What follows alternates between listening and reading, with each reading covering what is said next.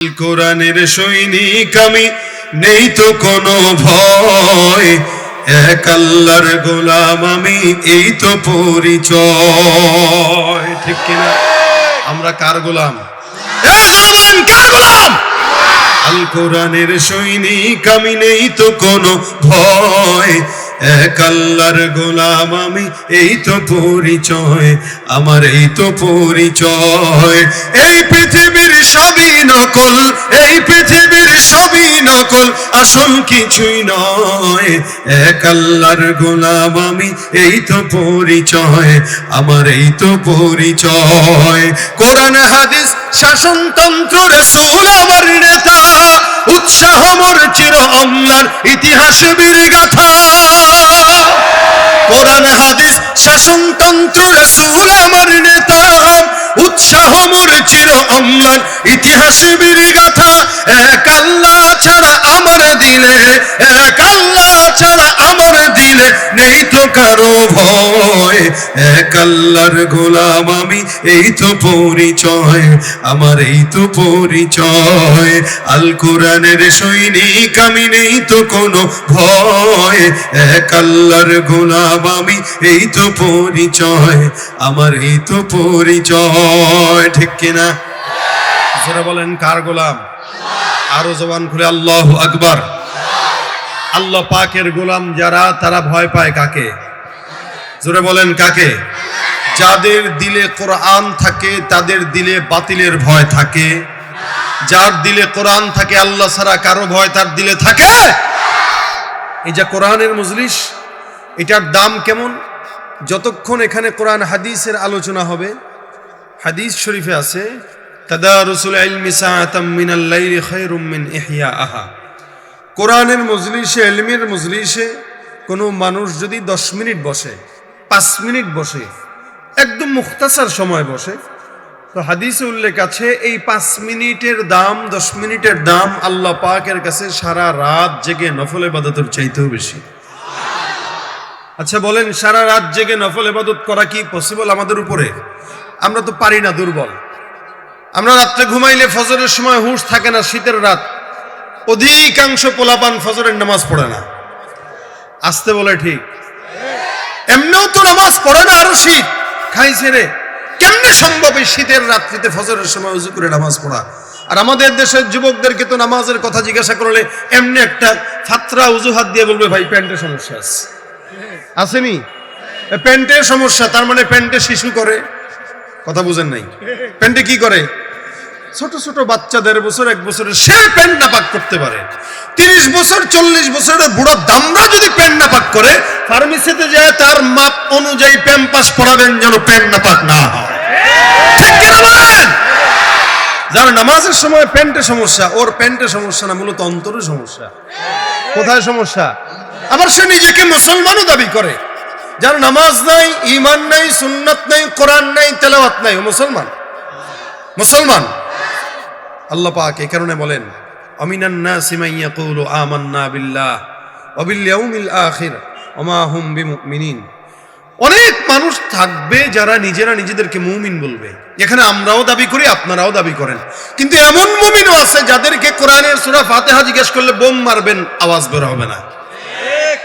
কিন্তু বাচ্চা একটারও জিজ্ঞেস করেন, এই যেগুলো দাঁড়ায় জিজ্ঞেস করেন, বলতো ওযু ভাঙার কারণ কয়টি, বলে দিবে সুন্দর করে। বলতো নামাজ ভাঙার কারণ কয়টি, বলে দিবে সুন্দর করে। একটা বাচ্চা মেয়েকে ডাক দেন এই মাদ্রাসায়, দেখবেন জিজ্ঞাসা করবেন, এই বলতো ইসলামের খুঁটি কয়টি, বলে দিবে, দেখবেন সুন্দর।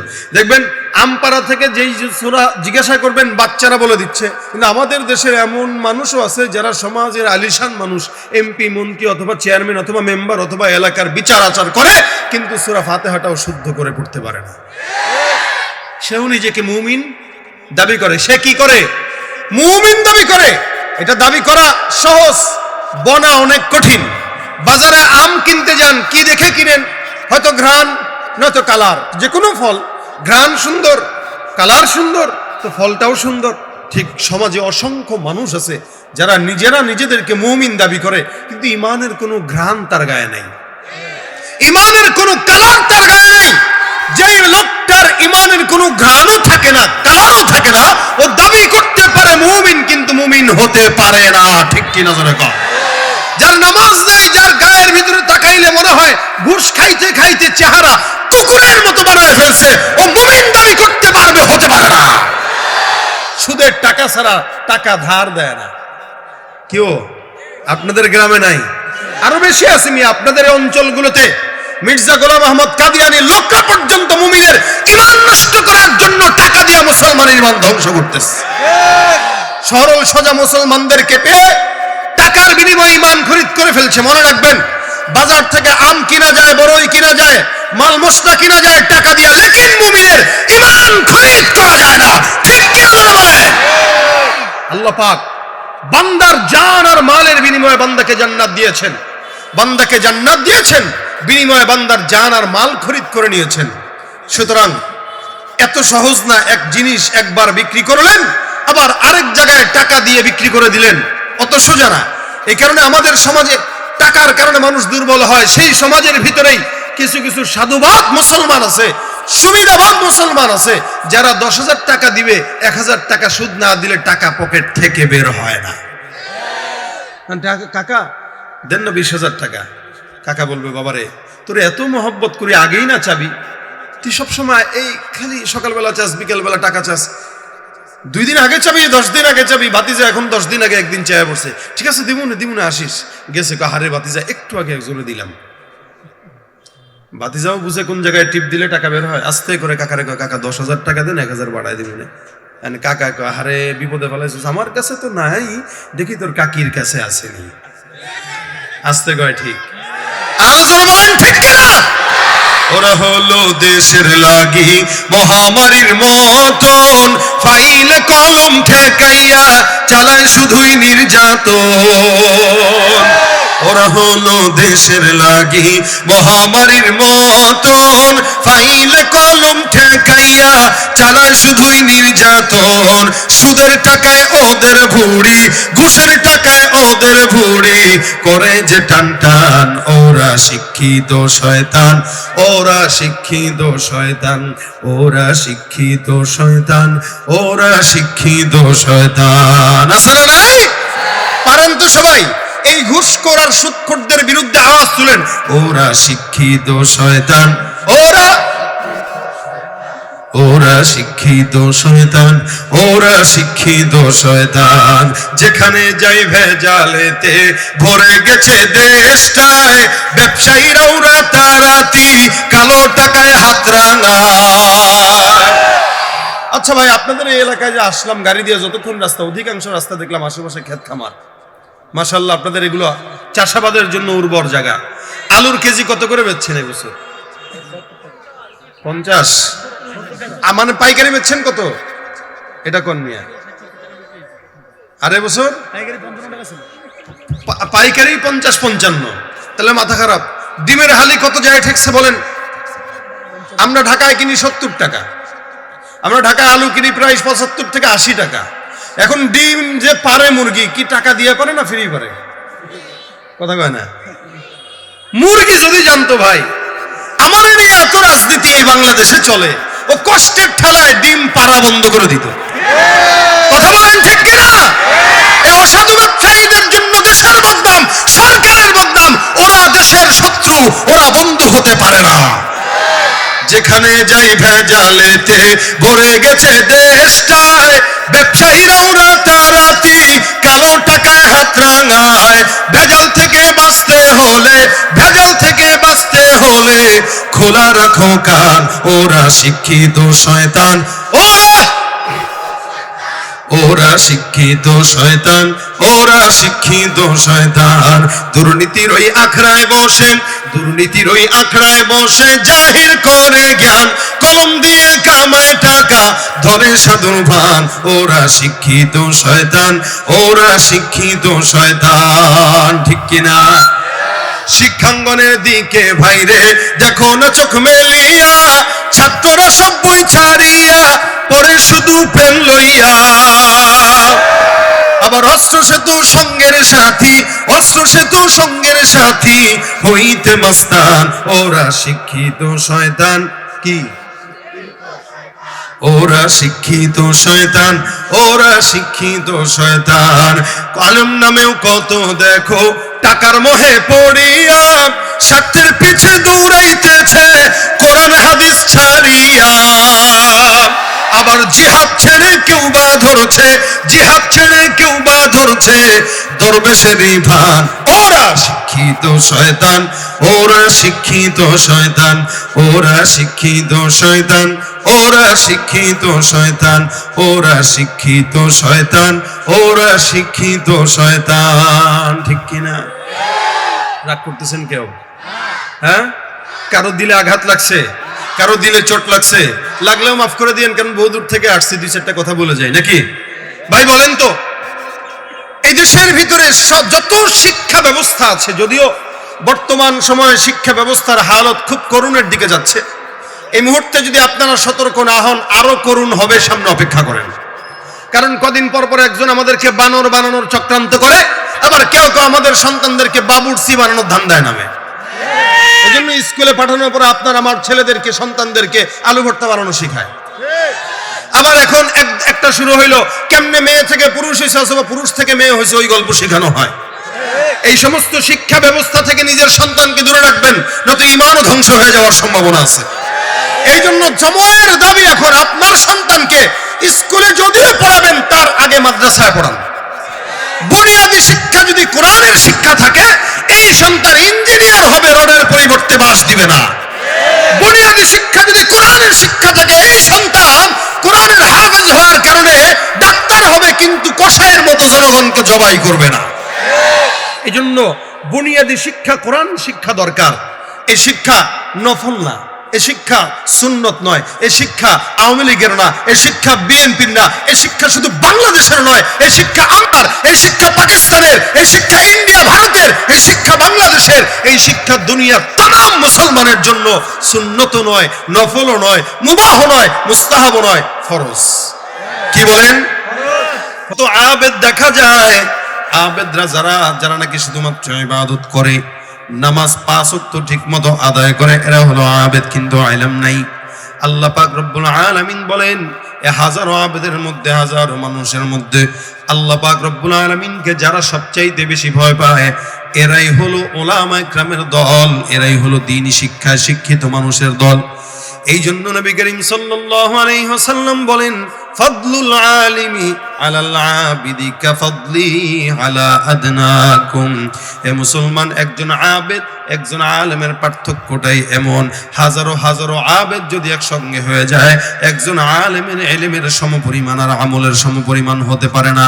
কারণ আবেদকে শয়তান খুব দ্রুত ধোঁকা দেয়, আর আলেমকে ধোঁকা দেওয়ার আগে 100 বার চিন্তা করে, এটা তো ইলম আছে, এটা তো কোরআনের জ্ঞান আছে, যার কারণে আলেমকে ধোঁকা দিলেও আলেম ধোঁকার রাস্তা থেকে সরে ঈমানের রাস্তায় আসার পন্থা তার জানা হয়ে যায়। এই কারণে নবী করিম সাল্লাল্লাহু আলাইহি সাল্লাম বলেন, হ্যাঁ, রাজনীতি করেন বাধা নাই, ডাক্তার হন বাধা নাই, ইঞ্জিনিয়ার হন বাধা নাই, যা কিছু করবেন আপনার হিসাব। আপনি যা শিক্ষিত অর্জন করবেন, দুনিয়াবী শিক্ষাও দরকার, ইঞ্জিনিয়ার দরকার, ডাক্তার দরকার, যা কিছু হয় সব মানুষের দরকার, কারণ আমরা আপনাদের মুহতাজ, আপনারাও আমাদের মুহতাজ। কিন্তু কথা হলো এটা, এই দুনিয়ার শিক্ষা অর্জন করতে যায়, দুনিয়াবী শিক্ষা অর্জন করতে যে যারা কোরআনের শিক্ষাটাকে ডাস্টবিনে ফেলে দেয়, এদের কপালের ভিতরে আল্লাহ পাক রব্বুল আলামিন শনি রেখে দেয়। আর যারা আগে দ্বীনের শিক্ষা অর্জন করে, এরপরে ইঞ্জিনিয়ার হয়, ডাক্তার হয়, এই সমস্ত বান্দারা দ্বীনের কারণে আল্লাহ ওয়ালাও পর্যন্ত হয়ে যায়। অসংখ্য ওলামায়ে কেরাম ছিল ভারতবর্ষে এবং বাংলাদেশে এখনো পর্যন্ত আছে, যারা ডক্টর, যারা ইঞ্জিনিয়ার, যারা অনেক উচ্চ শিক্ষায় শিক্ষিত, শুধুমাত্র ছোটবেলায় দ্বীনি শিক্ষার কারণে আর আল্লাহ ওয়ালাদের সোহবতের কারণে এরাও বুজুর্গ হয়ে গেছে, ওলামায়ে কেরাম তাদের কাছ থেকে বায়াত হয়। এটা শুধুমাত্র দ্বীনের কারণে। এই কারণে আল্লাহ পাক রব্বুল আলামিন বলেন, আর রহমানু আল্লামাল কুরআন। কোরআনটা শিক্ষা দিয়েছেন কে? স্বয়ং জবানটা খুলে বলেন তো। আল্লামাল কুরআন। কোরআনটা বান্দাকে আল্লাহ পাক রব্বুল আলামিন নিজে শিখাইলেন। ইংরেজি আল্লাহ পাক শিখান নাই, হ্যাঁ, যদিও আল্লাহ পাকের সৃষ্টি, আল্লাহ পাক অন্য কোন শিক্ষা বান্দাকে শেখান নাই, একমাত্র কোরআনের শিক্ষা আল্লাহ পাক রব্বুল আলামিন বান্দাকে শিখাইলেন। যার কারণে নবী করিম সাল্লাল্লাহু আলাইহি ওয়াসাল্লাম বলেন, কোরআনের শিক্ষা অর্জন করা প্রত্যেক মুসলমানের জন্য ফরজ। এই কোরআনের শিক্ষা যদি আপনার ঘরে থাকে, আমার ঘরে থাকে, এই ঘরগুলো শান্তি। জমিনের মধ্যে যত অশান্তি, যত হানাহানি, যত মারামারি, সব কিছু বান্দার দিলের মধ্যে কোরআনের মহাব্বত আর জ্ঞান না থাকার কারণেই হয়। বান্দা মুআমালা জানে না কেমনে করা লাগে, বান্দা মুআশারা কেমনে করা লাগে জানে না, বান্দা আদব আখলাক কেমনে ঠিক করা লাগে জানে না, বান্দা নামাজ কিভাবে পড়া লাগে জানে না। যার কারণে নামাজ পড়ে অসংখ্য বান্দারা মসজিদ থেকে বের হয়ে আবার নামাজ পড়ে মুসল্লি হয়ে টুপিটা মাথায় দিয়ে সিগারেট টানতে দেরি করে না, নামাজ পড়ে বের হয়ে ঘুষ খাইতে দেরি করে না। কেন? বলে যেভাবে নামাজ পড়লে নামাজ কবুল হয়, এই নামাজের পন্থাটাও বান্দার জানা নাই। এ মুসলমান নবীর উম্মত, এই কারণে দ্বীনের ইলম অর্জন করা প্রত্যেকটা বান্দার জন্য আল্লাহ পাক রব্বুল আলামিন আল্লাহর বিধান এটা ফরজ করে দিয়েছেন। কোরআনের জ্ঞান অর্জন করা, কোরআনের তালেবুল ইলমদেরকে আল্লাহর নবী সাল্লাল্লাহু আলাইহি ওয়াসাল্লাম জমিনের মধ্যে সর্বশ্রেষ্ঠত্বের অর্জন দিয়েছেন। আল্লাহর রাসূল বলেন, খায়রুকুম মান তাআল্লামাল কুরআনা ওয়া আল্লামা। জমিনের মধ্যে তোমাদের মধ্যে সর্বশ্রেষ্ঠ হলো ওরা যারা জমিনে কোরআন শিক্ষা করে এবং অন্যকে কোরআনের শিক্ষা দেয়। সুবহানাল্লাহ। ভাইরা আমার, খুব বুঝবেন, কোরআনটাকে আল্লাহ পাক রব্বুল আলামিন সারা জমিনের জন্য শ্রেষ্ঠ একটা কিতাব দিয়েছেন। সমস্ত নবীদেরকে আল্লাহ পাক যে কিতাবগুলো দান করলেন, এই কিতাবগুলো আল্লাহ পাক নবীদের হাতের মধ্যে ধরায় দেয়। এ পয়গম্বর মূসা, কিতাবটা গ্রহণ করো, তোমার জন্য দিলাম। তুমি যতদিন জমিনের মধ্যে থাকবা ততদিন তুমি আমল করবা। তুমি জমিনের মধ্যে নাই, কিতাবের আমল নাই। এক একটা নবীকে আল্লাহ পাক রব্বুল আলামিন কিতাবটা সুন্দর করে হাতের মধ্যে ধরায় দেন, কিন্তু কোরআনটার ব্যাপারে আল্লাহ পাক রব্বুল আলামিন হাতে ধরায় দেয় নাই। আল্লাহ পাক আমার পয়গম্বরকে গারে সাউনের মধ্যে নিয়েছেন, হেরা গুহার মধ্যে নিয়েছেন। জিবরিল ফেরেশতার মাধ্যমে একটা একটা আয়াত করে আমার আল্লাহ পাক 23 বছরে আমার পয়গম্বরের সিনার মধ্যে কোরআনটা ঢুকায় দিয়েছেন। সুবহানাল্লাহ। এই কোরআনটা যারাই মানবে তারাই কামিয়াব। সংসদে মানলেও সংসদ কামিয়াব, সংসারে মানলেও সংসার কামিয়াব, রাষ্ট্রে মানলে রাষ্ট্র কামিয়াব, ঘরের মধ্যে মানলে ঘর কামিয়াব। যেখানেই যত কিছু সমস্যা, সব সমস্যার সমাধান একমাত্র দিতে পারে সেই কিতাবটার নাম কি? জোরে বলে। ঘরে বলো কিবা রাষ্ট্রে বলো, ঘরে বলো কিবা রাষ্ট্রে বলো, অশান্তি দূর করে শান্তি আনে। সমাধান চাও যদি জীবনে মরণে, ফিরে যাও খুঁজে নাও, চোখ রাখো কোরআনে। তবেই পাবে সুখ শান্তির ঠিকানা, তবেই পাবে সুখ শান্তির ঠিকানা। যদি মেনে নাও তুমি মনে প্রাণে, সমাধান চাও যদি জীবনে মরণে, ফিরে যাও খুঁজে নাও, চোখ রাখো কোরআনে। কোরআন যেখানে আছে সেখানে আল্লাহ পাক রব্বুল আলামিন সম্মান দিলেন কোরআনের কারণে। যার কারণে দেখা যায় ঘরের মধ্যে কোরআন সুন্দর করে 20-30 টাকা দিয়ে একটা গিলাফ কিনে এসে কোরআনটাকে ঢেকে দেয়। যেই কোরআনটার গিলাফটা ছোট্ট একটা কাপড়, এই কাপড় কোরআনের সঙ্গে জড়ানোর আগে কাপড়ের কোনো দাম ছিল না। কাপড়টা পায়েও লাগাইতো, ফেলে দিলেও কোনো আপত্তি নাই, কিন্তু কোরআনের সঙ্গে লাগার কারণে দেখেন তো 20 টাকা 30 টাকা কাপড়ের দাম এখন কোরআনের মতো দামি হয়ে গেছে। কেন? এটা শুধুমাত্র সংস্রবের কারণে। ঠিক তেমনি ভাবে এই কোরআনটা যদি কোনো বান্দার দিলে থাকে, ওই কোরআনের কারণে আমার সম্মান, কোরআনের কারণে আপনার সম্মান। আপনি আমি এখানে সম্মান আমাদের কোরআন ছাড়া অন্য কোনো কিছুর কারণে। বিষয়টা এমন নয় আমাকে আপনারা সম্মান দিচ্ছেন কেবল কোরআনের কারণে, আপনাকে আমি যদি সম্মান দিই কেবল কোরআনের কারণে। অর্থাৎ কোরআন যদি কোনো কৃষকের দিলের ভিতরে ঢুকে, কৃষককেও আল্লাহর কোরআনটা সম্মানিত বানায় দেয়। কোরআনকে যদি কেউ সম্মান করে, আল্লাহ তার কবরটাকে কোরআনের মাধ্যমে কবরটাকে জান্নাতের বাগান বানায় দেয়। কোরআন তার জন্য শাফাআতকারী হয়। দিল্লির একটা ঘটনা, কোরআনকে সম্মান করার কারণে কতটুকু উপকার। এক বান্দা এক এলাকার মধ্যে হাঁটতেছে, হঠাৎ করে এলাকার যুবক ভাইরা একটা লোক এলাকার মধ্যে ইন্তেকাল হলো। ওই এলাকায় মানুষগুলো এত মূর্খ, যে এলাকার একটা লোক মারা গেছে ওই এলাকায় এমন কোনো আলেম ছিল না যে আলেমটার জানাজা কেউ এই মাটিতে পড়াবে। আল্লাহর বান্দাটা পাশ দিয়ে হেঁটে যায়, দাঁড়িয়ে আছে টুপি মাথায়। এলাকার মানুষটা দেখে মনে করলো এই লোকটা মনে হয় হাফেজে কোরআন হবে। এই লোকটাকে ডাক দিয়ে কোনো মতে আমাদের এলাকার মানুষটার জানাজার নামাজটা একটু পড়ায় দেই। জানাজার নামাজ পড়ানোর জন্য যখন ওই বান্দাকে ডাকা হলো, বান্দা সুন্দর করে যে জানাজার নামাজ পড়ায় দিয়া লাশটা দাফন কাফন করে আবার চাকরির স্থলে রওনা হয়ে গেল। যেখানে চাকরি করতে গেল, চাকরি করতে যেয়ে হঠাৎ করে পকেটের ভিতরে হাত দিয়ে দেখো অফিসের যে কাগজপত্রগুলো আছে, কাগজপত্রগুলো একটাও তার পকেটের মধ্যে নাই। হুসাইন আহমদ মাদানী রহমতুল্লাহ আলাইহি ঘটনাটা বর্ণনা করে বলেন, এই লোকটা যখন পকেটের মধ্যে কাগজপত্রগুলো না পেল, পেরেশান, চিন্তা করলো কোথায় যেন আমার কাগজগুলো পড়লো, সেখানে আবার যাওয়া দরকার। বাসার থেকে এই পর্যন্ত আসতে যায় কোন কোন জায়গায় সে দাঁড়াইলো, সব জায়গায় খোঁজা শেষ, এই বান্দাটা কোথাও পায় না। হঠাৎ করে তার মাথায় আসলো লাশটা যখন দাফন করার জন্য কবরের মধ্যে যখন নামলো, এমনও তো হতে পারে কবরের মধ্যে যখন মনে হয় নামার পরে কাগজগুলো পড়ে গেল। বান্দাটা এখন আবার ওই এলাকার মধ্যে রওনা। মানুষগুলোকে বিকালের মধ্যে যে ডাক দিল, আমার ভাইয়েরা আপনাদের এই লাশটা দাফন দেওয়ার জন্য কবরের মধ্যে যখন আমি লাশটা রাখতে আসলাম, আমার তো মন বলে আমার এই কাগজগুলো সব কবরের মধ্যে পড়ে গেছে। আল্লাহর মেহেরবানিতে কাগজগুলো বড় দামি, আপনারা যদি অনুমতি দেন কবরটা একদিক দিয়ে খুঁড়ে সুন্দর করে কাগজটা আমি নিয়ে তারপরে আবার কবরটা আগের মতো করে সুন্দর করে রেখে দিব। মানুষগুলো আবার সুন্দর করে তাকে অনুমতিও দিয়ে দিল। ঠাক যেহেতু বেচারা আমাদের লাশের জানাজার নামাজ পড়াইলো, এই লোকটাকে বিপদে ফেলে লাভ নাই। বেচারাকে কবরটা খোঁড়ার জন্য আদেশ দেয়। আল্লাহর বান্দা কবরটা খোঁড়া শুরু করে দেয়। কবরটা খোঁড়ার সঙ্গে সঙ্গে বেচারা অনুভব করলো কবরের দিকে যে লাশটাকে কিছুক্ষণ আগে দাফন করে গেল, এই লাশটা কবরে শোয়ার পর মাটিরা যখন খোঁড়া আরম্ভ করলো, বান্দা খেয়াল করে তাকায় দেখে এই কবরের ভিতর থেকে কেমন যেন সুন্দর মিশক আম্বরের জান্নাতের সুঘ্রাণ ছড়ায়। আল্লাহর বান্দাটা পেরেশান হয়ে গেল, কি ব্যাপার, এমন তো লোক কোনোদিন দেখি নাই।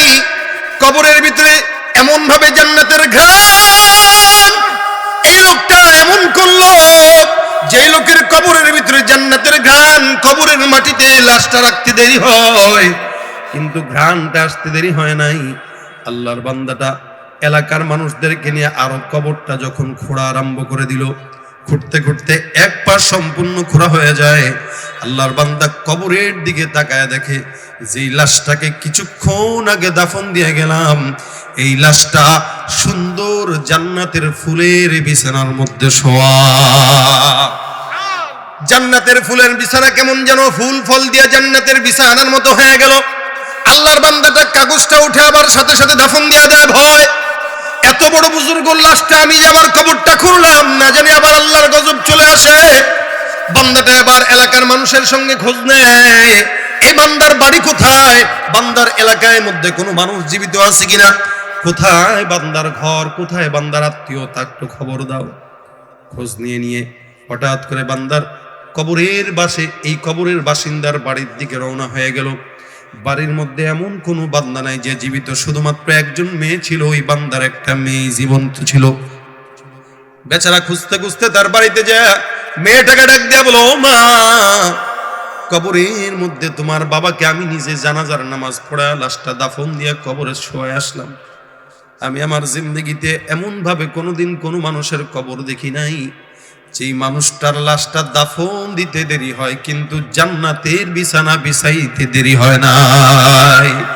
বন্দেগানে খাসে আল্লাহ মুল গুয়ুব দরজাহা জানে জাওয়াসিসুল কুলুব জমিসর শবু এ পিরাহন শনিদি চেরা দর চাহে কেনানস নদীদি। আমার আল্লাহ যদি রহমত দান করে, বান্দা আল্লাহ পাক রব্বুল আলামিন বান্দাকে গুনাহ থেকে মাফ করাইতে পারে কি পারে না?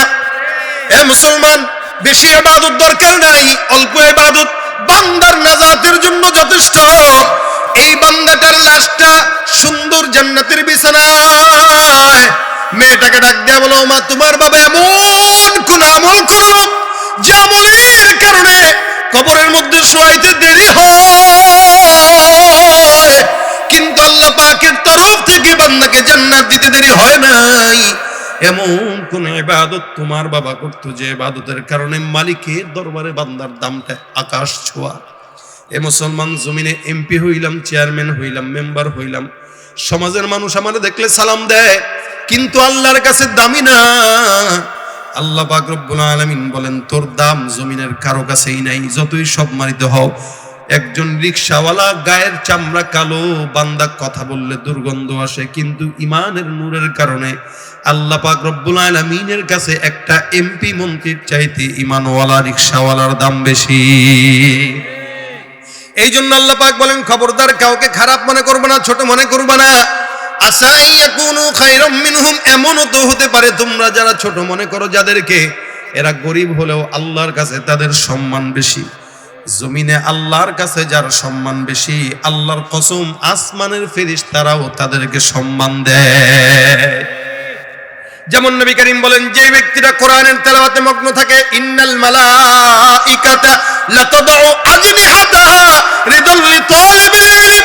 নবী বলেন, হে উম্মত, জমিনের মধ্যে কোন বান্দা যদি তালিবুল ইলম হয়ে যায়, আল্লাহর নবী বলেন ওই বান্দাটা জমিনের মধ্যে যখন ঘুরতে যায়, নবীর হাদিস অনুযায়ী আল্লাহর ফেরেশতারা তাদের পাখনা, নূরের পাখনাকে ওই বান্দার পায়ের নিচে বিছায়া দেয়। এই মেয়েটা ডাক দিয়া বলতেছে, আল্লাহওয়ালা, আমার বাবার তো এমন কোন ইবাদত নাই, কিন্তু আমার বাবাকে আমি সব সময় দেখলাম, আমার বাবা নামাজ আদায় করতো 5 ওয়াক্ত ঠিক মতো, এটা সত্য, কিন্তু কোরআনের তেলাওয়াত জানতো না। কিন্তু ঘরের ওই তাকের মধ্যে একটা কোরআন আছে, আমার বাবাকে প্রতিনিয়ত দেখতাম কোরআনটা সুন্দর করে নিয়ে এখানে চুমা খেত। কোরআনের এক একটা পৃষ্ঠা, এক একটা আয়াত করে আমার বাবা উল্টাইতো, আর কোরআনের আয়াতের দিকে তাকায় তাকায় বলতো, হাদা, এটা আমার আল্লাহর বাণী, হাদা মিন আয়াতিল্লাহ, এটা আমার আল্লাহ পাকের নিদর্শন, এটা আমার আল্লাহ পাকের আয়াত, এটাই সত্য, এই ব্যাপারে আমার কোনো সন্দেহ নাই। আল্লাহর কসম, আমি কোরআন পড়তে জানি না, কিন্তু কোরআনের প্রত্যেকটা অক্ষর আমার দিলের ভিতরে আমার নিজের চাইতেও পছন্দের। এই কোরআনটা আমার কাছে এত মহব্বতের, যদি আমাকে শহীদ করা হয় কোরআনের বিনিময়ে আমি শহীদ হতেও রাজি। কোরআনের মহব্বত আমার কাছে এত, আমার সম্পদ যদি সব বিলাইতে হয় আমি আমার কোরআনের জন্য সব বিলাইতে রাজি। এই কোরআনটা আমার মাথার তাজ, কোরআনটাকে মাথায় নিয়ে আমার বাবা কখনো কখনো দাঁড়ায় থাকতো। এই কোরআনটাকে আমার বাবা এমন কোনো দিন নেই যে চুমা না খেয়ে ঘুমাইতো, সকালবেলা ঘুম থেকে উঠে কোরআনটাকে চুমা খাইতো, আবার রাত্রেবেলা ঘুমানোর আগে কোরআনটাকে আমার বাবা চুমা দিয়ে তারপরে ঘুমাইতো। এতটুকু আমল, এর চাইতে বেশি আমল আমি আমার বাবার জিন্দেগিতে দেখি নাই। এবার এই লোকটা ডাক দিয়া বলে, আল্লাহর কসম, শুধুমাত্র আল্লাহর লিখিত কোরআন, এটা আল্লাহ পাকের গ্রন্থ। এই দুনিয়াতে আপনি আমি যদি কোনো গ্রন্থ বানাই, এই গ্রন্থকে কেউ যদি অপবাদ দেয়, কেউ যদি খারাপ করে, কেউ যদি খারাপ বলে, আপনার আমার গায়রাতে লাগবে। ঠিক তেমনি ভাবে কেউ যদি সম্মান করে, আমিও তাকে সম্মান করব। আল্লাহর কসম করে বলি, আল্লাহর কোরআনের সঙ্গে মহব্বত যদি কেউ দিলের মধ্যে রাখে, আল্লাহ পাক কোরআনকে সাক্ষী বানায় কিয়ামতের ময়দানে জাহান্নামের গেটের সামনে দাঁড়ায় রাখবে। কোরআন ডাক দেয়া বলবে, আল্লাহ, এই বান্দাটা আমাকে সম্মান করছে। কোরআন বান্দার হাত ধরে ধরে সোজা জান্নাতের মধ্যে বান্দাকে ঢুকায় দিবে। আমার বান্দা ভাইরা, আমার মুসলমান ভাইরা আমার, আল্লাহ পাক রব্বুল আলামিন এই বান্দাকে কোরআনের মহব্বতের কারণে জমিনের মধ্যে লাশ যেতে দেরি হয়, কবরে যেতে দেরি হয়, কিন্তু আল্লাহ পাক রব্বুল আলামিন বান্দাকে জান্নাত দিতে দেরি করে নাই। এই কারণে কোরআনের সঙ্গে তাআল্লুক যাদের আছে এরা জমিনেও সম্মানী, আখিরাতেও সম্মানী। কোরআনটা তেলাওয়াত করবেন 3টা ফায়দার জন্য। 1 নম্বর ফায়দা, কোরআন যদি কেউ মহব্বত করে, তেলাওয়াত করে, কোরআন আজকে সমাজে অসংখ্য মুমিনরা আছে, মুসলমানরা আছে যারা মুসলমান দাবি করে কিন্তু কোরআন পড়তে জানে না। আফসোস, ইংরেজি জানলেন, খবরের পাতার খোঁজ রাখলেন, আপনি ইঞ্জিনিয়ারিং জানলেন, ডাক্তার হইলেন, বিশাল বড় বড় শিক্ষিত হইলেন, একটা হাফেজে কোরআনকে আপনার নজরে ছোট মনে হয়। মনে রাখবেন, আপনি বড় শিক্ষিত হইতে পারেন, জমিনের মানুষ আপনাকে স্কলারশিপ দিয়ে বিদেশে নিয়ে যেতে পারে, কিন্তু আপনার জন্য জান্নাতের ফেরেশতারা, রহমতের ফেরেশতারা পায়ের নিচে আপনার জন্য নূরের পাখনা বিছায় না। কিন্তু যেই ছোট ছোট বাচ্চারা সকালবেলা ঘুম থেকে, যেই বাচ্চার 11টায় উঠার কথা, এই বাচ্চাটা রাত 3টার দিকে উঠে আপনার জন্য হেদায়েতের দোয়া করে। এই বাচ্চাটা নিজের হাতে খাইতে পারে না, কিন্তু এখানে মাদ্রাসায় আপনার নিজের হাতে খায়। যেই বাচ্চাটা বাসায় গেলে মশারি নিজে টানায় না, মা টানায় দেয়। যেই বাচ্চাটা নিজে লুঙ্গি বাঁধতে পারে না, বাবা লুঙ্গি বেঁধে দেয়। এই বাচ্চাটা শুধুমাত্র আল্লাহর কোরআনের মহাব্বতে মাদ্রাসায় 24টা ঘন্টা পড়ে থাকে। মনে রাখবেন, আমি তো মনে করি আবু হুরায়রা এই জামানায় নাই, কিন্তু এই ছোট ছোট বাচ্চা সবগুলো এই জামানার এক একটা আবু হুরায়রা। আবু হুরায়রা রাদিয়াল্লাহু তাআলা আনহু মসজিদে নববীর গেটে বসে থাকতেন, শুয়ে থাকতেন, পিটানি খাইতেন, মানুষের জুতার আঘাতও খাইতেন। মনে করতো যে এটার মনে হয় মির্গি বেরাম ধরছে, কিন্তু না, দিন শিখার জন্য আবু হুরায়রা এটা করতেন। আজকে সমাজের ছোট ছোট বাচ্চা ছেলেমেয়েরা যারা মাদ্রাসায় পড়ে থাকে, এরা মদিনার নবীর আসহাবে সুফফার বর্তমান সাহাবী, ঠিক কিনা জোরে কর। আপনি এদেরকে ছোট চোখে দেখতে পারেন, কিন্তু আল্লাহর কাছে এদের সম্মান সমস্ত দুনিয়ার মানুষের চাইতে বেশি। এই জন্য বলে যাই, কোরআন শরীফ পড়া শিখবেন। হ্যাঁ, আপনি যেখানে থাকেন, আপনি যদি হাফেজ কোরআন না হন, আপনি বাইরে আছেন, আপনি অন্য চাকরি করেন, আপনি অন্য কোনো কিছু করেন, কোনো সমস্যা নাই, কিন্তু আপনার জন্য কোরআন শিক্ষা করা ফরজ। কতটুকু? যতটুকু শিখলে দিনের পথে চলা যায়, ততটুকু শিক্ষা করা।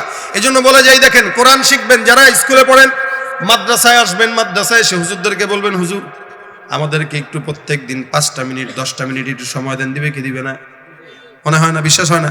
এলাকার ইমাম সাহেবকে বলবেন যে আমাদেরকে আধা ঘন্টা সময় দেন, দেখবেন ইনশাআল্লাহ। কারণ ওলামা একরামই একদল লোক যারা স্বার্থ ছাড়া মানুষকে দিন শিখাইতে চায়। আর আপনারা আপনাদের সন্তানদেরকে স্কুলে দেন, ওখানেও টাকা ঢালেন, আবার কোচিং এর জন্যও টাকা ঢালেন। লাভ হয় কি? কোচিং এ না দিলে, কোচিং না করাইতে গেলে বাচ্চা পাস হয় না, তার মানে সব ধান্দা ওই কোচিং সেন্টারে। কিন্তু মাদ্রাসায় পড়াবেন, কোনো কোচিং লাগে না, বরং আপনি দিন শিখতে কোনো আলেমের শরণাপন্ন হবেন, ফ্রি আপনাকে দিন শিখাবে, টাকার কোনো আবদার করবেন না। এটাই ওলামা একরামদের মহব্বত। এজন্য আমি আপনাদেরকে বলি, আপনি যদি স্কুলে পড়েন, আপনি যদি অন্য কোনো জায়গায় যান, আপনি যদি বেকার হন, চাকরিজীবী হন, প্রত্যেক দিন একটা সময় নেবেন, যে সময়টা এই নিয়ত করে যে আমি কোরআন তো শিখতে পারি নাই, আমি শিখার নিয়ত করলাম, ইনশাআল্লাহ আল্লাহ পাক শিখার নিয়তের বরকতে আপনাকে কোরআনকে আপনার জন্য শাফায়াতকারী বানায় দিবে। আপনি মারা যাবেন কোরআন শিখতে শিখতে, কোরআন বলবে, আল্লাহ ও নিয়ত করছিল, শিখতে পারে নাই, মাফ করে দাও না, আমি সুপারিশ করলাম। কোরআন সুপারিশকারী হয়ে যাবে। কোরআন শিখার, কোরআন পড়ার দ্বারা ফায়দা 3টা। একটা মনে রাখবেন, এখন থেকে কোরআন, রজব মাস চলতেছে, বেশি বেশি আল্লাহর কাছে দোয়া করবেন, আল্লাহুম্মা বারিক লানা ফি রজব ওয়া শাবান ওয়া বাল্লিগনা রমাদান। সামনে আসতেছে কোরআনের মাস, 1.5 মাস পরেই। এই কোরআনের মাসটাকে সামনে আশাকে উপলক্ষ করে এখন থেকে কোরআন চর্চা বাড়ায় দেন। যারা মুরব্বী আছেন, কোরআন শিখেন নাই, নিয়ত করেন যে কোরআনটা শিখি, রমজান আসতেছে যেন তেলাওয়াত করতে পারি, কোরআনের মাস আসতেছে, সমস্ত মাশগুলাত যেন কোরআন নিয়ে থাকে। 1 নম্বর, কেউ কোরআন দেখে পড়লো বা না দেখে পড়লো, কোরআন পড়ার দ্বারাই প্রত্যেকটা অক্ষরে নেকি কয়টা? 10টা। এটা কোরআনের সর্বপ্রথম ফায়দা। বুঝে পড়েন না বুঝে পড়েন, প্রত্যেকটা অক্ষরে 10টা নেকি। 2 নম্বর, কেউ যদি কোরআন তেলাওয়াত বেশি বেশি করে, তো আল্লাহ পাক রব্বুল আলামিন কোরআন তেলাওয়াতের বরকতে তার অন্তরের কালো দাগ সব দূর করে দিবে। আমরা গুনাহ করি, এক একটা কালো দাগ হয়, একবার গুনাহ করে আরেকটা কালো দাগ হয়, আরেকবার গুনাহ করে আরেকটা কালো দাগ হয়। তেলাওয়াত করবেন, দাগ মুছবে, আবার করবেন, দাগ মুছবে, অন্তর সাফ হয়ে যাবে, স্বচ্ছ হয়ে যাবে। 3 নম্বর, কেউ যদি কোরআন তেলাওয়াত করে, তো আল্লাহ পাক রব্বুল আলামিন কোরআন তেলাওয়াতের বরকতে আল্লাহর সঙ্গে তার সম্পর্ক গভীর করে দিবেন। কারণ কোরআন তেলাওয়াত করা মানে আল্লাহর সঙ্গে কথা বলা। সুবহানাল্লাহ কয় না? কোরআন তেলাওয়াত করা কার সাথে কথা বলা? সুতরাং এই কারণে নবী বলেন, যদি শিখতে নাও পারো তাহলে কোরআনকে মহব্বত করো। ওই যে যেমন মহব্বত করে জান্নাতি হয়ে গেছে।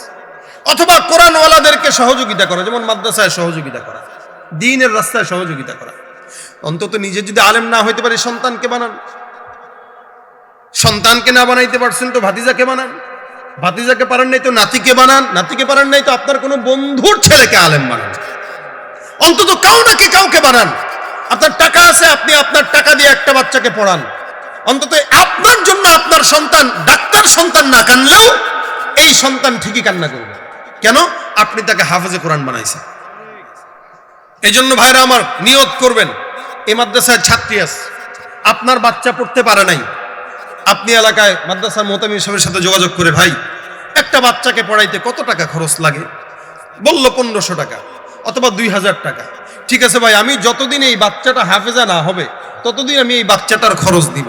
আমার সন্তানকে হাফেজ বানানোর ইচ্ছা ছিল, পারি নাই, কিন্তু আমি চাই আমার টাকা দিয়ে একজন হাফেজে কোরআন হোক। ও যতদিন দুনিয়াতে ইলম অর্জন করবে আর শিখবে আর আমল করবে ততদিন আপনি সওয়াব পাবেন, এমনকি কবরেও আপনার সওয়াব যেতে থাকবে সাদকায়ে জারিয়া হিসেবে। এমন করে যদি এলাকার 10 জন মানুষ 10টা মেয়ের দায়িত্ব নেয়, তাহলে আপনি আপনার সন্তানকে হাফেজ না বানাইলেও আরেকটা সন্তানকে হাফেজ বানানোর সওয়াবটা পেয়ে গেলেন। রাজি আছেন এই আমলগুলো করতে? কখনো বাচ্চা একটা হাঁটতেছে মাদ্রাসার, পকেট থেকে 10টা টাকা বের করে দিয়ে দিবেন, ভাই আল্লাহর আরশ খুশি হয়ে যাবে। কারণ এই বাচ্চাটা এলাকার জন্য কত বড় ভূমিকা পালন করে আপনি কল্পনাও করতে পারবেন না, কল্পনাও করতে পারবেন না। একটা বাচ্চা, যে বাচ্চা ঘুম থেকে উঠে সকাল 10টায় উঠার কথা, ওই বাচ্চা রাত্রে 3টা 4টার দিকে উঠে। একদিন জিজ্ঞাসা না করে মাদ্রাসায় এসে দেখেন, আমি গতকালের আগের দিন আমার ছেলেকে হেফজু সবক দিয়ে আসছি। আল্লামা খালেদ সাইফুল্লাহ সাহেব, হাসান জামিল সাহেব, মুফতি হেদায়েতুল্লাহ আজাদ সাহেবরা মিলে এনে আমার মাদ্রাসায় আমার ছেলেকে হেফজু সবক দিয়েছি। আমি হেফজু সবক দিচ্ছি আর আমি আল্লাহর কাছে রাত্রেবেলা তাহাজ্জুদ পড়ে কাঁদতেছি আর বলতেছি, আল্লাহ আমার ছেলেটা 10টা 11টার আগে ঘুম থেকে উঠে না, আমার কষ্ট লাগতেছে, এই বাচ্চাটারে কেমনে আমি ফজরের আগে উঠাবো? যেখানে 10টার দিকে উঠাইলেও সে ঘুম থেকে উঠে কান্না করে 10 মিনিট, কেন উঠাইলাম? সেখানে এই বাচ্চাটা হেফজু সবক নেওয়ার পরে গত 2 দিন ধরে ফজরের সময় উঠে, আব্বু টাইম হয়ে গেছে, মাদ্রাসায় যেতে হবে। আমি বলি আলহামদুলিল্লাহ, এটাই কোরআনের মুজিজা। একটা বাচ্চার আদত কোরআনের সম্মানের কারণে আল্লাহ পাক কোরআনের মোতাবেক বানায় দেয় তার আদত। যে বাচ্চা 10টার আগে উঠতো না, গত 2 দিন ধরে এখন ফজরের সময় লাফ দিয়ে উঠে যায়। কেন? ওই কোরআনের টেনশন কোরআন তাকে ঘুমাইতে দেয় না, কোরআনের মহব্বত কোরআন তাকে ঘুমাইতে দেয় না, ফজরের সময় জাগায় দেয়, সহজ করে দেয়। আল্লাহ পাক তো বলছেন এটা সহজ, যে শিখবে তার জন্য সহজ। অনেক সময় আপনারা মনে করবেন আমি পারতেছি না, তো আমার মুখ দিয়ে তো বের হয় না, জড়তা আছে। ভাই জড়তা হোক না, পড়েন। অনেক সময় অনেক বান্দারা দেখে পড়লে অনেক শুদ্ধ করে পড়তে পারে, কিন্তু আল্লাহর কাছে ওই শুদ্ধ পড়ার চাইতে আপনার জড়তা নিয়ে পড়াটা পছন্দের বেশি। কারণ আপনি পারেন না, চেষ্টা করতেছেন, পারেন না, চেষ্টা করতেছেন। আল্লাহ পাক কোরআনের মহব্বত আমাদের দিলে ঢুকায় দেখ, বলেন আমিন। এখানে যারা আছেন, যারা সাধারণ মানুষ, স্কুলে পড়েন, কলেজে পড়েন, ভার্সিটিতে পড়েন অথবা অন্য কোনো কাজ করেন, নিয়ত করেন রজব মাসে, কোরআনের মাস সামনে আসতেছে, কারা কারা কোরআন শেখার ইচ্ছা আছে হাতটা তুলেন। কোরআন শিখবেন, নিয়ত করেন, নিয়ত করেন। নারায়ে তাকবীর। আল্লাহ তুমি আমাদেরকে কবুল করো, জোরে বলেন আমিন। প্রত্যেকেই কোরআন শিখবেন, নিয়ত করেন। এটা স্টেজে যারা আছেন, যারা কোরআন পারেন না, হাত নামান, মাদ্রাসায় যাবেন অথবা কোনো আলেমকে ঘরে ডাকবেন। ভাই আল্লাহর হস্তে কথাটা বলে যাচ্ছি, কেন জানেন? আপনার আমল দুর্বল হইলেও কোরআন আপনাকে দুর্বল আমল দিয়েও জান্নাতে ঢুকায় দিবে। কোরআন কখনো আপনার সাথে খেয়ানত করবে না। কোরআনের মহব্বত অন্তরে রাখেন ভাই, কোরআনের মহব্বত অন্তরে ঢুকান। এই জন্য কোরআন তেলাওয়াত করার বেশি বেশি চেষ্টা করবো, আর যারা কোরআনওয়ালা এদেরকে সহযোগিতা করবো, মহব্বত করবো। আল্লাহ পাক যেন কোরআনের সঙ্গে আজীবন আমাদের জিন্দেগিটাকে জুড়ায় দেয়, বলেন আমিন। এভাবে যেন আল্লাহ পাক কোরআনের সাথে লাগায় দেয়। দিল যদি কোরআনওয়ালা দিল হয়ে যায়, তো এই দিলের আর কোনো ভয় নাই। দিল যদি কোরআনের সঙ্গে মহব্বত তৈরি হয়ে যায়, তো এই দিলকে কোরআন জন্য কোনো সুযোগ দিবে না। আল্লাহ পাক আমাদের এই এলাকার উপরে কোরআনের বরকত নাজিল করে দেখ, বলেন আমিন।